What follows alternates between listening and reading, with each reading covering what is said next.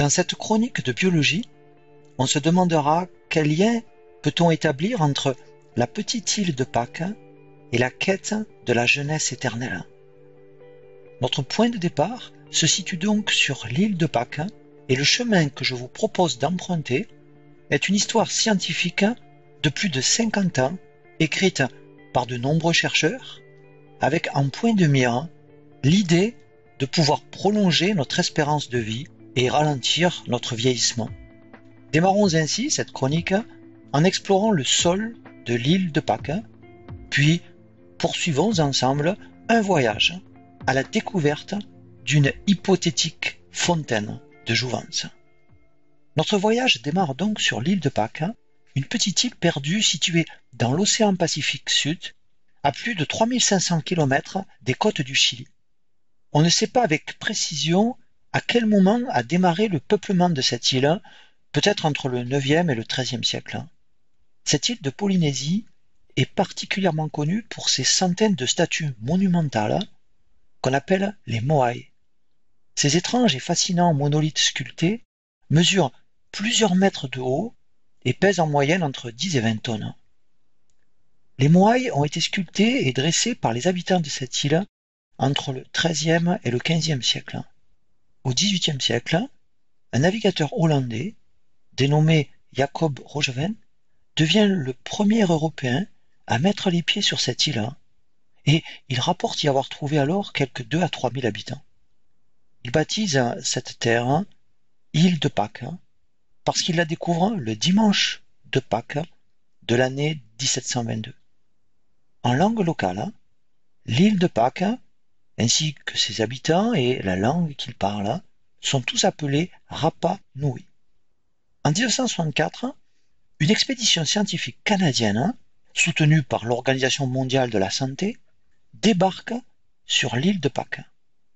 Son objectif est d'étudier la population de cette île afin de tenter d'identifier le rôle joué par l'hérédité et par l'environnement dans les caractéristiques de cette population isolée. L'étude de cette population doit se faire sous l'angle de différents domaines scientifiques tels que l'écologie, la génétique, la microbiologie ou l'immunologie. L'objectif de cette expédition est donc aussi d'étudier les différentes formes de vie qui colonisent l'île de Pâques, et dans ce but, ces scientifiques vont recueillir notamment des échantillons de plantes et de sols. Parmi les échantillons de sol de l'île de Pâques sont présentes des spores de bactéries du genre Streptomyces, un genre qui comprend plus de 500 espèces différentes. Le genre Streptomyces désigne des bactéries filamenteuses. Les Streptomyces sont des bactéries non pathogènes, principalement présentes dans les sols ou dans les débris végétaux.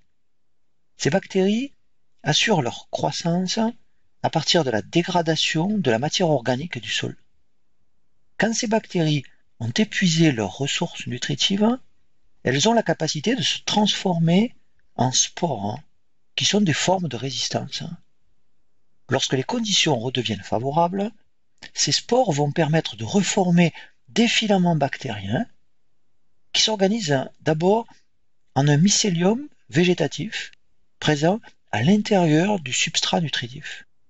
Puis se forme un mycélium aérien dont les extrémités permettront la formation de nouvelles spores. Les bactéries du genre Streptomyces se protègent des autres bactéries et des champignons du sol en produisant des substances antibiotiques dont l'effet est d'empêcher la prolifération des autres micro-organismes du sol qui pourraient les concurrencer. Les Streptomyces sont à l'origine de la production de près de 2/3 des antibiotiques qui sont actuellement commercialisés. Un antibiotique est une substance qui détruit des bactéries ou qui bloque la propagation des bactéries. Ainsi, la streptomycine est un antibiotique produit par une bactérie du genre Streptomyces.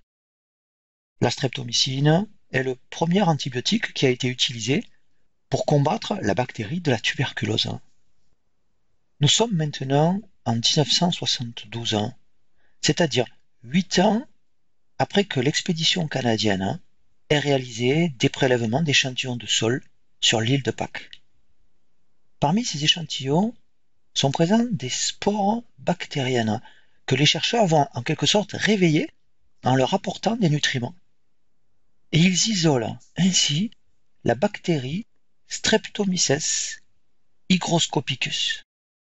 En 1975, l'étude de ce Streptomyces hygroscopicus va permettre aux chercheurs d'identifier et d'isoler à partir de cette bactérie une substance très active contre Candida albicans.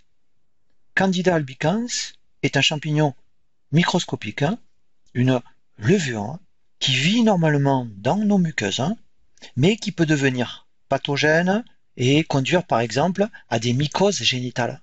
Streptomyces hygroscopicus, c'est-à-dire cette bactérie provenant du sol de l'île de Pâques, produit donc une substance qui s'avère toxique pour des champignons tels que Candida albicans.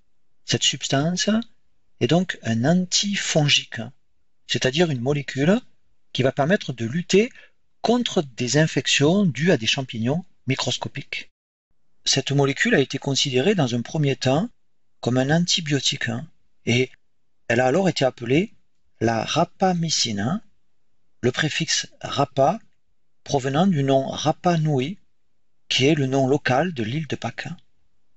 2 ans après l'identification de la rapamycine, c'est-à-dire en 1977, les chercheurs vont montrer que cette substance antifongique exerce aussi des effets immunosuppresseurs, c'est-à-dire qu'elle bloque l'activité du système immunitaire des mammifères.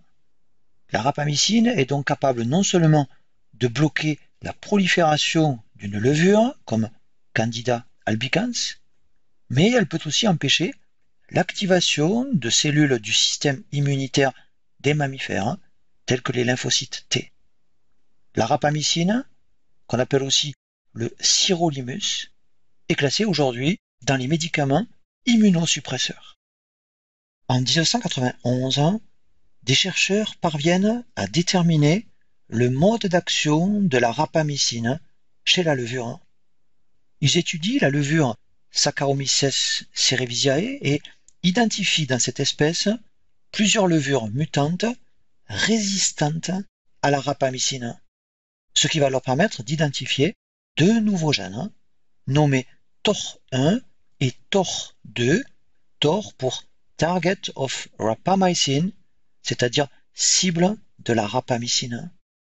Les produits de ces gènes TOR1 et TOR2 sont des protéines kinases.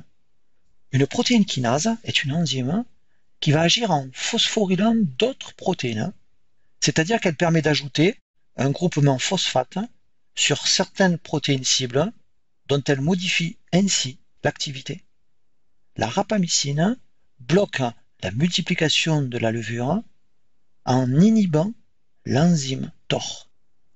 En 1994, une enzyme très proche de l'enzyme TOR de la levure est découverte dans les cellules de mammifères et notamment dans les cellules humaines. Cette enzyme est alors appelée mTOR, M indiquant que cette enzyme est présente chez les mammifères. En fait, la protéine TOR est une kinase qui est présente chez tous les eucaryotes et sa séquence est relativement bien conservée. mTOR permet notamment de favoriser la division des cellules, la synthèse des protéines, ainsi que la survie cellulaire. L'enzyme mTOR, présente dans les cellules de mammifères, va intégrer les informations provenant de multiples voies de signalisation, qui incluent celles de l'insuline, de facteurs de croissance et d'autres signaux extracellulaires capables d'activer la prolifération des cellules. Ainsi, l'apport d'insuline ou bien d'IGF, qui sont des facteurs de croissance semblables à l'insuline, active la voie de signalisation mettant en jeu la protéine mTOR. Et c'est en bloquant cette protéine mTOR que la rapamycine empêche l'activation des cellules du système immunitaire et exerce donc son effet immunosuppresseur. Et c'est par cet effet immunosuppresseur que la rapamycine est utilisée pour s'opposer au rejet de greffe après une transplantation. Notons également que l'activité de mTOR s'intensifie fréquemment dans certains cancers et les propriétés antiprolifératives de la rapamycine ont pu être démontrées sur diverses tumeurs. L'enzyme TOR joue aussi un rôle majeur dans la réponse des cellules aux nutriments. L'état nutritionnel de la cellule est en effet un facteur important dans la régulation de cette kinase TOR. Par exemple, chez la levure Saccharomyces cerevisiae, les nutriments vont activer la voie de signalisation mettant en jeu TOR. Et on a montré que chez les mammifères, un traitement par la rapamycine va mimer une carence en nutriments. Bloquer l'enzyme mTOR permet donc d'empêcher l'utilisation des nutriments par les cellules. Des observations réalisées dans les années 1930 sur des rats et sur des souris, puis des expériences plus précises conduites dans les années 1970, ont permis de montrer qu'un des moyens d'allonger la durée de vie des animaux était de réduire le rapport calorique durant les repas. Prenons 3 exemples d'animaux modèles utilisés par les biologistes.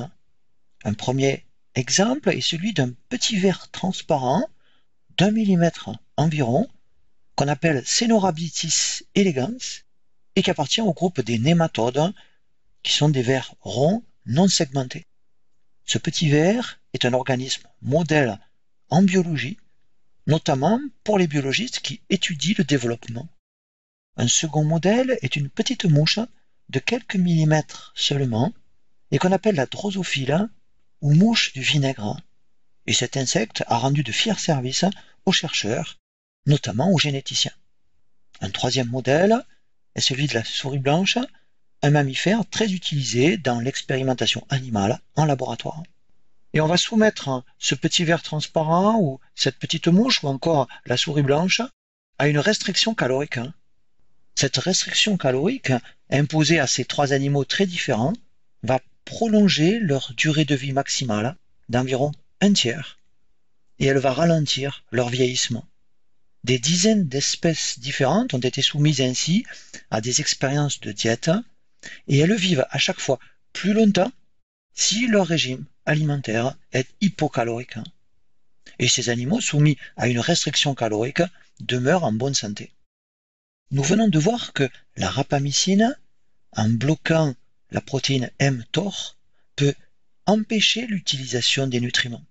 Et ainsi, la rapamycine pourrait, comme la restriction calorique, prolonger la durée de vie des animaux. Et des expériences conduites en 2004 montrent qu'un traitement par la rapamycine augmente la durée de vie du petit ver transparent, Caenorhabditis elegans, et de la drosophile, exactement comme la restriction calorique. Et cet effet de la rapamycine sur la longévité des animaux est observable aussi sur des champignons microscopiques, puisque d'autres travaux ont montré que la rapamycine augmentait aussi la durée de vie des levures. Une étude conduite en 2009 a été réalisée chez des souris âgées de 20 mois, ce qui correspond à un âge de 60 à 65 ans chez l'humain. Et un traitement par la rapamycine de ces souris va augmenter leur durée de vie maximale d'environ 10%. En 2016, une étude réalisée également sur des souris âgées de 20 mois montre que leur traitement par des doses faibles de rapamycine pendant seulement 3 mois augmente leur durée de vie et retarde leur vieillissement, en particulier au niveau musculaire. Enfin, dans une étude récente, conduite également chez la souris et publiée en décembre 2018, les chercheurs se sont intéressés aux effets de la rapamycine sur la perte auditive liée à l'âge. Chez des souris non traitées par la rapamycine, on observe au 22e mois de leur vie une importante perte de cellules ciliées de la cochlée, c'est-à-dire dans l'oreille interne, et cette mort cellulaire va entraîner une perte auditive liée au vieillissement. L'ajout de rapamycine à l'alimentation de jeunes souris âgées de 9 mois va très nettement augmenter leur durée de vie et va réduire également considérablement la perte de cellules ciliées observée normalement à l'âge de 22 mois. Un traitement à la rapamycine rallonge donc non seulement l'espérance de vie de la souris, mais il ralentit aussi le vieillissement de la fonction auditive. La rapamycine est un médicament très puissant aux effets multiples qui est réservé à la prévention du rejet de greffe après transplantation.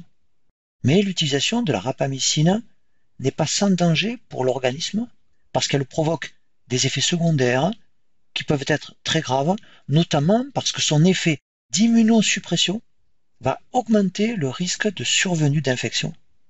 Il n'est donc pas envisageable de prendre des pilules de rapamycine pour tenter de retarder la survenue de notre vieillissement.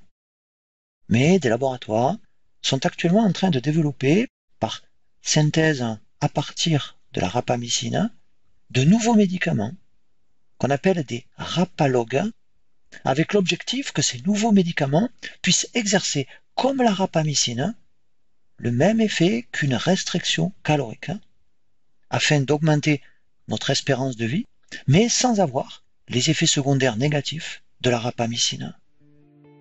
Et ainsi, le voyage que je vous ai proposé de faire dans cette chronique de biologie nous a conduit d'une bactérie découverte sur l'île de Pâques à une substance capable d'allonger la durée de vie de mammifères. Ce voyage qui nous a conduit à la recherche d'un médicament de jouvence reste inachevé. D'autres étapes restent à franchir afin de concocter un médicament apparenté à la rapamycine, mais suffisamment sûr pour ralentir notre vieillissement. Et l'espoir de prolonger notre jeunesse peut ainsi continuer de nous faire rêver.